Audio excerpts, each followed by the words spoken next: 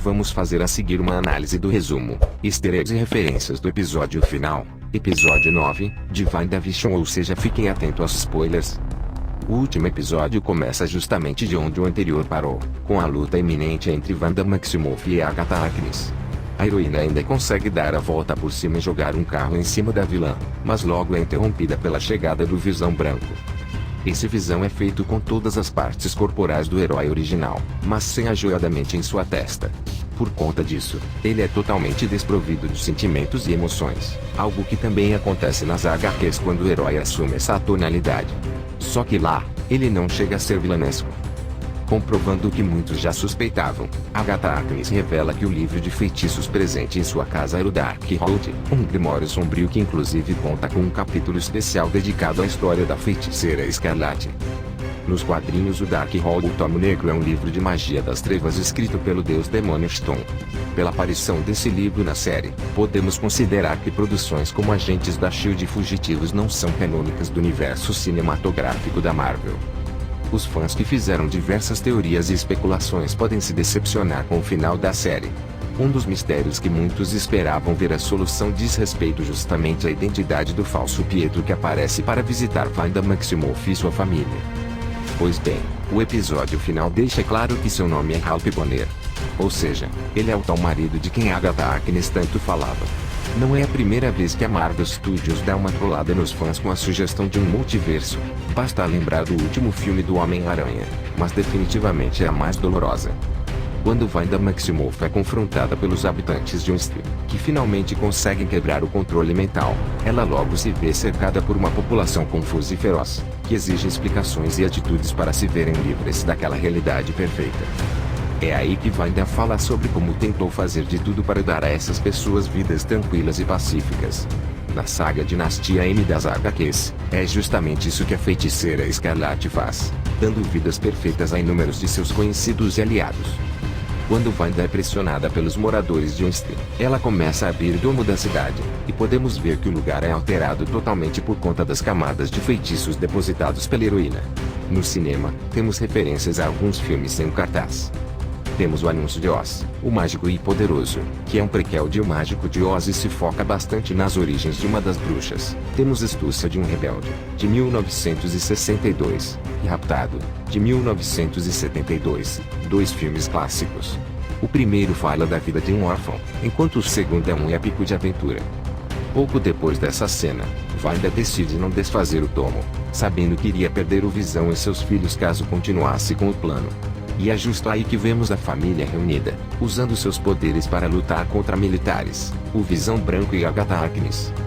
É engraçado porque essa cena até lembra um pouco a animação Os Incríveis, de 2004, que também trata de uma família de super-heróis.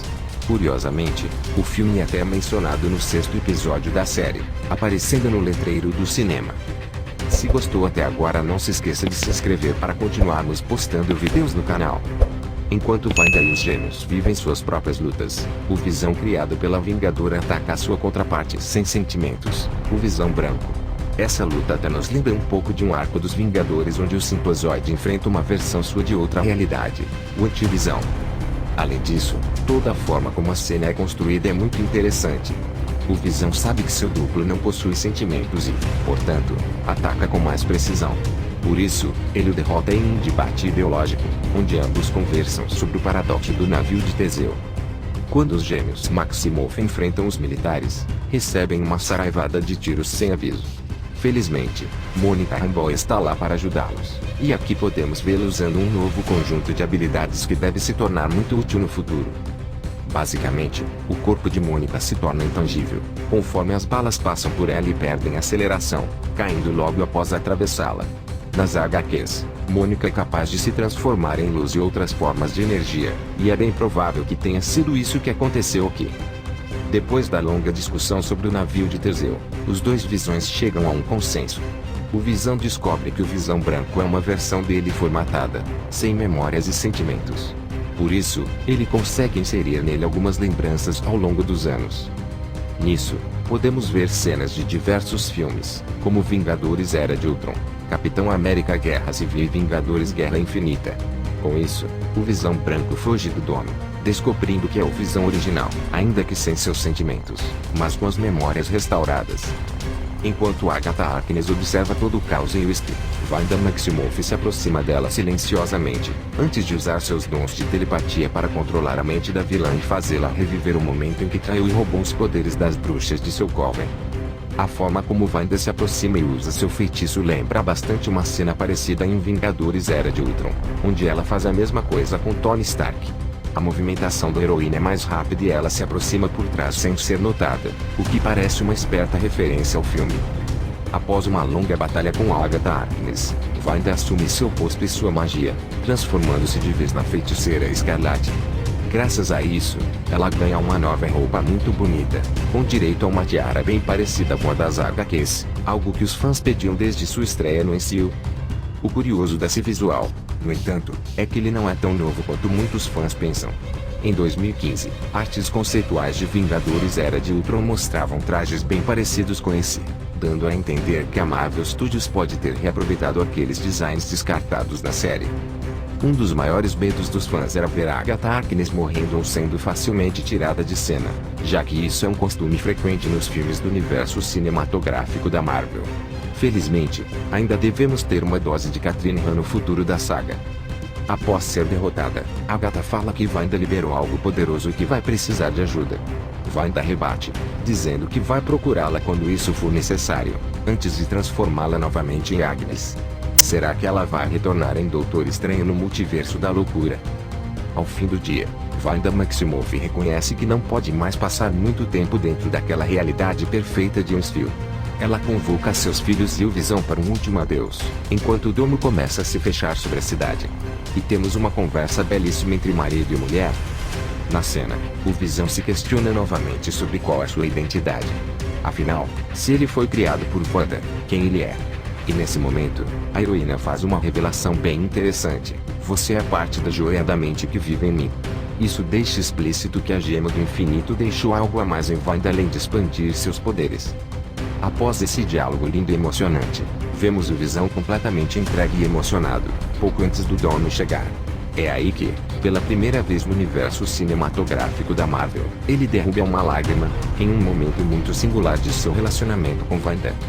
A cena parece ser uma referência direta à frase "Até um androide pode chorar", que é o nome de uma das histórias mais interessantes do herói e marca sua entrada definitiva para os Vingadores nos quadrinhos. A HQ termina justamente com ele chorando, provando que não é apenas uma máquina. A série termina e então somos agraciados com não apenas uma, mas duas cenas pós-créditos. A primeira delas é focada em Mônica Rambeau, que é chamada por um agente federal para o cinema de Westview. Mônica vai sem hesitar, e ao chegar lá percebe que sua agente está acompanhando. Pois bem, essa mesma agente se transforma e revela seu verdadeiro rosto, como uma Skrull. Ela diz que um amigo da mãe de Mônica, Talos, Carol Danvers ou Nick Fury, muito provavelmente, está lhe chamando no espaço. Seria esse o ponto de partida para a série da Invasão Secreta ou Capitã Marvel 2? A segunda cena pós-créditos, no entanto, nos dá um gostinho do que esperar pela Feiticeira Escarlate. A cena começa mostrando um lugar gelado e montanhoso, que definitivamente não parece ser nos Estados Unidos. Muitos acreditam que pode ser um local no leste europeu, próximo a onde Sokovia costumava estar. Vemos então que Wanda Maximoff está morando em uma casa no pé de uma montanha. Nos quadrinhos, Wanda nasceu no Monte Wundagore e o local é completamente relacionado à origem de seus poderes místicos, por ser onde o demônio Stone foi selado há vários anos. Assim sendo, seria possível que a montanha fosse o Monte Wundagore? Quando adentramos a casa de Wanda, vemos que ela está fazendo suas tarefas cotidianas enquanto o que parece ser a projeção astral da heroína vasculha as páginas do Darkhold, que, vale lembrar mais uma vez, foi o livro escrito por Stone nos quadrinhos. Ela então escuta os gritos de socorro Billiton e Maximoff. A expressão da Vingadora muda imediatamente e ela parece correr, enquanto a câmera corta sem nos dar explicações. Isso pode ser um indício de que os meninos ainda estão vivos de alguma forma. Porém, é bem curioso que isso seja um teaser para Doutor Estranho no Multiverso da Loucura. Há rumores de que toda a cena foi dirigida por Sam Raimi. Nas HQs, quem lê o Darkhold fica consumido por sua magia sombria, então seria possível que Wanda se tornasse de fato uma das vilãs do longa. Comenta abaixo qual você acha que vai ser o vilão de Doutor Estranho no Multiverso da Loucura. Ficamos por aqui e voltamos em breve com as próximas novidades da Marvel.